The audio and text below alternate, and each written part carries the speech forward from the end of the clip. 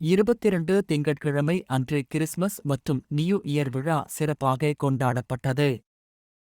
NLAG சபையிலிருந்து சிஸ்டர்கள் திருமதி சத்தியவதி மற்றும் செல்வி அவர்கள் கலந்து கொண்டு பள்ளிக்காகவும் நமது மாணவர்களுக்காகவும் சிறப்பு பிரார்த்தனை செய்தார்கள்.